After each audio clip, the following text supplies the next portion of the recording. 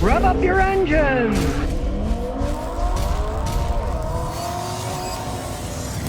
All right, here we have a Ford survival van. The guy paid $2,200 for it.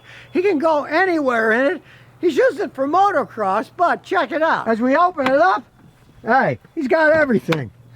He's got a sink. He's got a toilet. He's even got a solar panel on the top. This literally is a step-through van. You open the door and you can step through.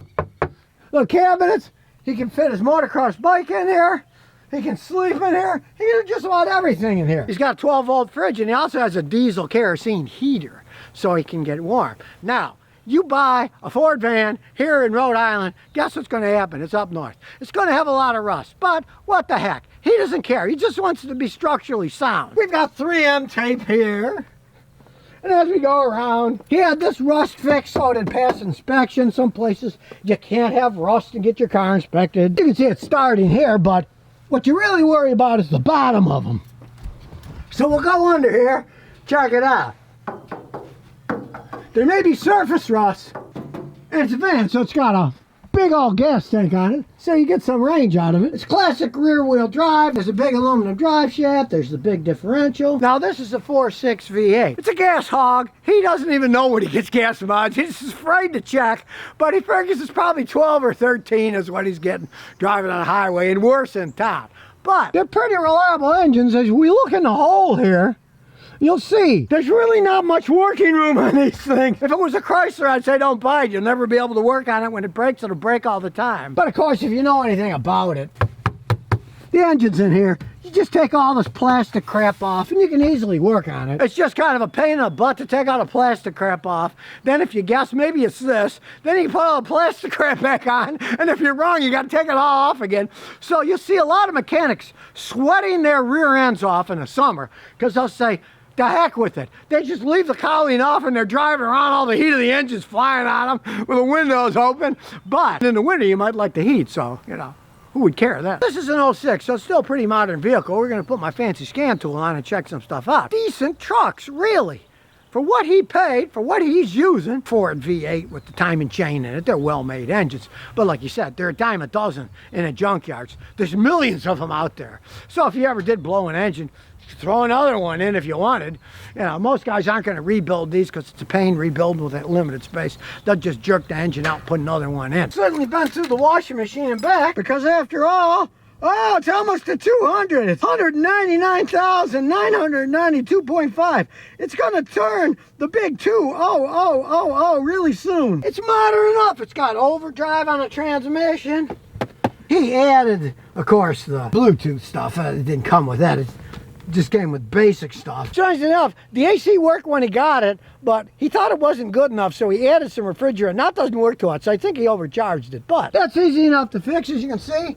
It's 134A, and it tells you that it takes 40 ounces. Because this is a front AC, it doesn't have the front and rear AC. Well, he learned a lesson, and he said, if it ain't broke, don't fix it. He's not going to do that next time. He's just going to evacuate it and put 40 ounces back in, and it'll probably work decent enough. It's an old van, but yeah, it should work decent enough. Because he's got a daughter in Florida, and it gets hot and humid down there. You don't really need it in Rhode Island all that much, but you do in Florida. So let's get the scan tool out and check it out. And here we go. We'll do the intelligent diagnosis. We'll do a smart scan. All right, here we go. Now, there's a bunch of crap we don't even care about.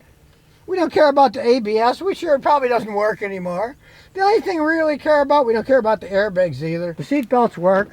We only care about the powertrain control module, so we're going to check that out. So let's read the fault codes and see what it says. The readiness isn't complete. Who cares about that? The other one is the oxygen sensor switched improperly.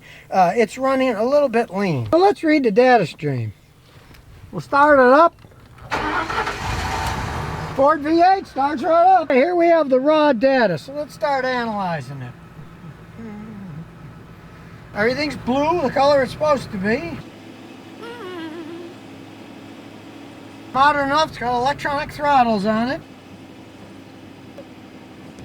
Showing you the fuel rail pressure. It's desired 39.69. It's 39.40. It's real close for this mileage. That's kind of amazing. Well, I'm so old, I remember the day when we had to take the fuel line off, hook up a fuel gauge, and then read it and hope it didn't leak. Now we can read it on the computers. It makes it a lot easier. These fuel injectors, there's no error so far. There, all 8. There's no errors. The fuel injection system's working fine. Check it out. The long-term fuel trim on bank 1 is 0, and it's only -1 or minus 0.78 on 2. That's amazing. For a vehicle this old, I mean, one bank, the fuel trim is 0.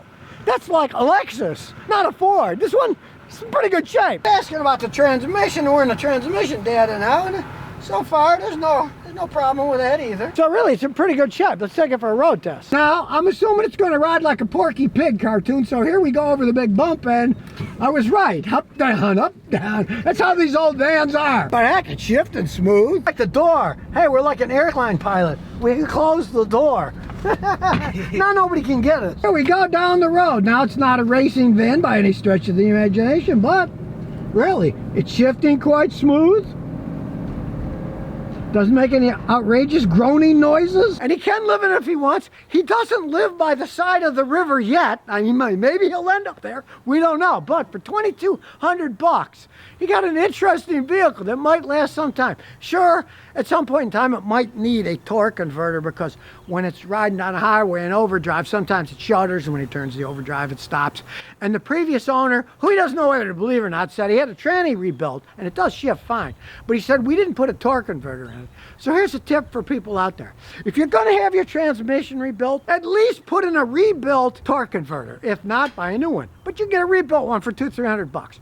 Put a rebuilt torque converter or a new one. You do all that work. You don't have to take it all apart again because of one stupid part. But hey, an interesting van at a really decent price with an engine that one side is still running perfect. It's not going rich or lean, and the other one's only off about 1%. You can't argue for that price. And here's some bonus questions and answers. Don Rubb says, is it normal for my car's AC not to blow ice cold upon startup? I got a 2011 Honda Civic with 97,000 miles. It's moderately cold when you start up, but once it gets going, it gets cold. It doesn't give enough cold idling compared to running, especially the first time I use it. I can tell you what's wrong, because I see it all the time. You're a bit low on refrigerant, right? Have a guy check it, add a little bit of refrigerant. It's no big deal. Here's the thing that people don't understand. Car air conditioning systems aren't like house air conditioning systems. House air conditioning systems have hemostatic compressors. The compressors are a sealed unit and they're electric inside. So there's no open shaft that refrigerant can leak out. Cars, on the other hand, except for hybrid cars with electric compressors, which are more like houses, but most cars have one driven by a fan belt, right? The drive belt. So it's spinning a pulley. And the pulley goes to a shaft that spins the compressor. Well, that shaft has a seal on it to keep the refrigerant from leaking out. If that was a perfect seal, it would run dry, and that shaft spinning would burn it out, and then all the refrigerant would quickly leak out. So the seal is made to selectively leak a little bit of refrigerant and refrigerant oil to keep the lips of the seal lubricated. So they all leak somewhat.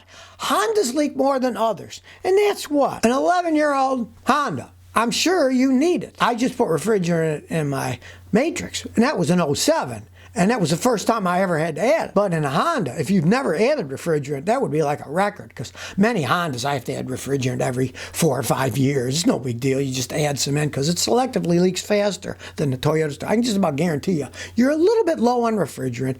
Have it filled up by a pro who knows what he's doing, and you'll probably find, oh, now it's back to normal. Bomb 5C says, I'm looking at 2016 Honda. Should I get a regular transmission or a CVT transmission? Which should I get for long-term durability? All right, 2016, I'd go with the regular transmission. Honda's building their own stuff. They're perfecting them.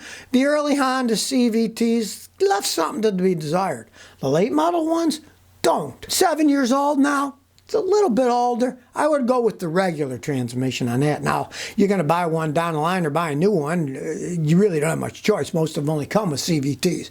But Honda's pretty much perfected their CVTs over time. They just, a little here, a little change there, a little change here, and make it better, better, better, better. And they are better than they used to be. There's no arguing that. But that's back far enough that I would get the regular tranny and not the CVT if I had a choice, buying a used one. Reasons for moving says I have an AGM battery question. I got a 2017 Audi, had an AGM battery. The dealer checked it last year for 45 bucks and said it was normal. Should I change one because it's 5 years old? Stands for absorbed glass mat batteries. It's a better type of battery. They cost more money, but they have more power and stuff. A lot of times they can last an awful long time. Yours is working, so I'd say, what the heck? Chance, keep going. When it goes bad, replace it. Now, when you replace it, you want to place it with an AGM battery because your charging system was designed for it. You're going to pay a lot more money for the battery, but you don't have to buy it at the Audi dealer.